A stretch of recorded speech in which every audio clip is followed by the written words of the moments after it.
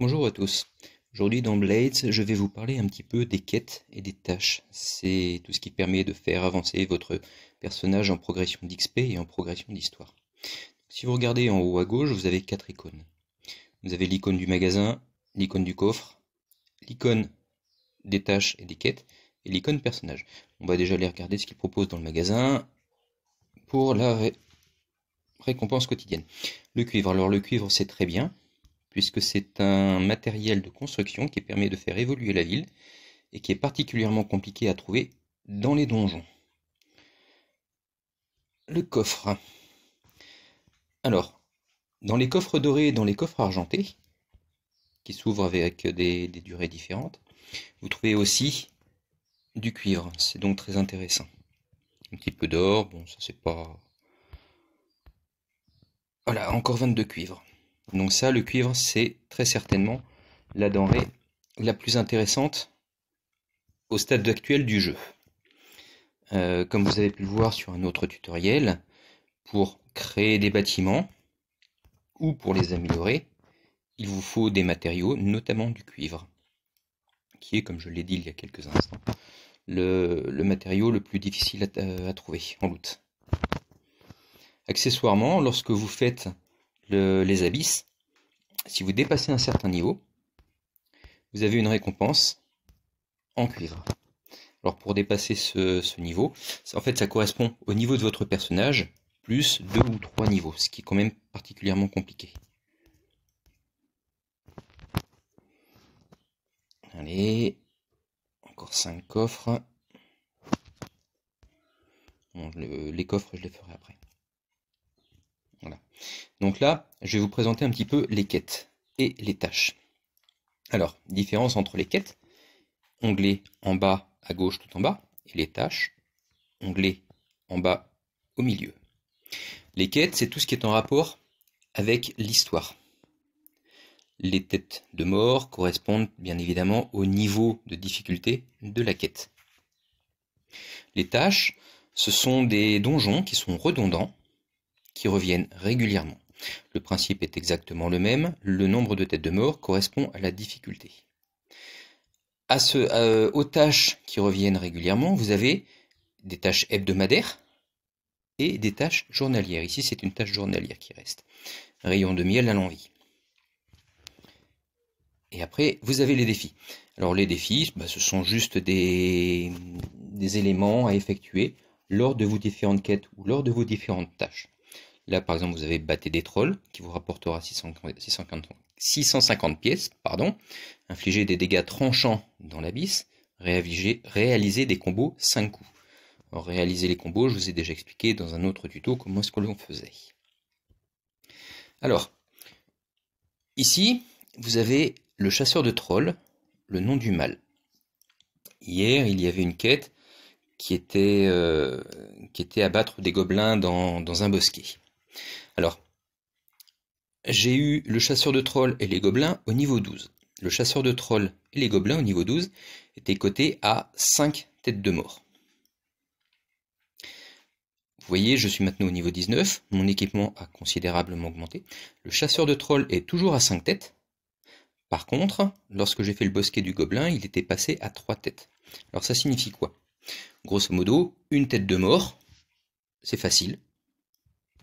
2 têtes de mort, c'est simple, sans plus. 3 têtes de mort, ça correspond à peu près au niveau de votre personnage. Il faut faire légèrement attention. 4 têtes de mort, c'est légèrement supérieur à votre personnage. Vous pouvez y arriver si vous êtes bien occupé, si vous êtes bien équipé, si vous êtes bien préparé, et si vous utilisez les bonnes combinaisons au bon moment. Et puis, 5 têtes de mort, non, 5 têtes de mort, ça passe pas.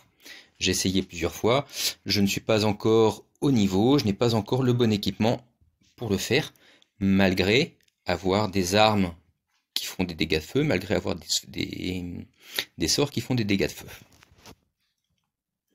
Alors ensuite, pour chacun, pour les quêtes ou pour les tâches, vous avez des récompenses. Là, je prends le nom du mal par exemple. Vous voyez, pour chaque quête, vous avez différents cadeaux.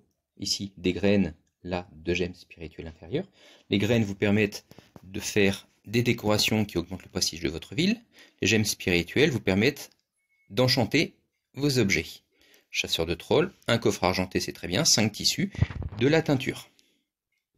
Alors, le chasseur de trolls, pour l'instant, on n'en parle même pas. Au niveau des quêtes, enfin des quêtes tâches, rayon de miel à l'envie par exemple, un coffre mystère, un parchemin de renaissance. Donc ça, c'est ce qui est très intéressant dans les récompenses quotidiennes, puisque vous avez des gemmes et en général un parchemin. Coffre mystère, de l'or,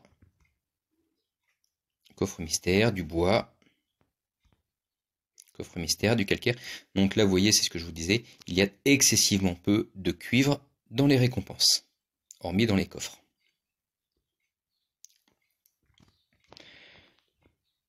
Donc moi, tout ce que je peux vous dire, c'est que par rapport aux quêtes, faites attention. Les quêtes niveau 1 et 2 sont à la portée des joueurs, des joueurs de petit niveau.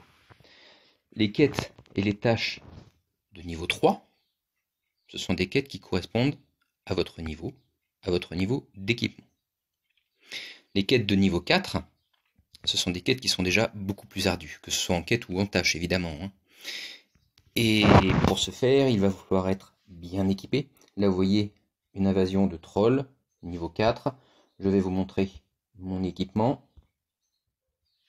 Si ça veut bien, voilà. Donc là, je me mettrai très certainement avec une épée ou une hache ou une masse d'incandescence qui font du feu. Je changerai le bouclier en mettant un bouclier d'incandescence. Quand ça bloque, ça fait des dégâts de feu, etc., etc. Donc je modifierai, mais je suis pas sûr du tout d'y arriver sans grand dommage. Donc il faudra que je passe, eh bien, à la boutique d'alchimie pour récupérer beaucoup de potions de soins. Là, acheter, potions de soins légères. Allez, on va en prendre. Vous voyez, ça n'est que 70. Maintenant, on va pouvoir en créer quelques-unes. 2 minutes 30. Ça va. C'est pas trop long.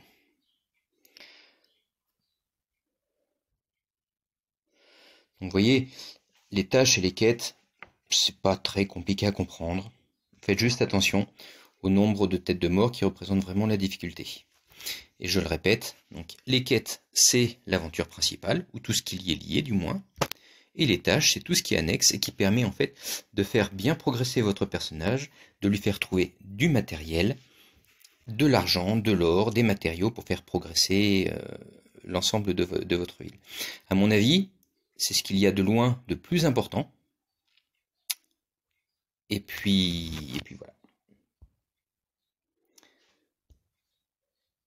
Sur ce, j'espère que ce tutoriel succinct sur les quêtes et les tâches vous aura été profitable. Je vous souhaite une bonne journée. Merci. Au revoir.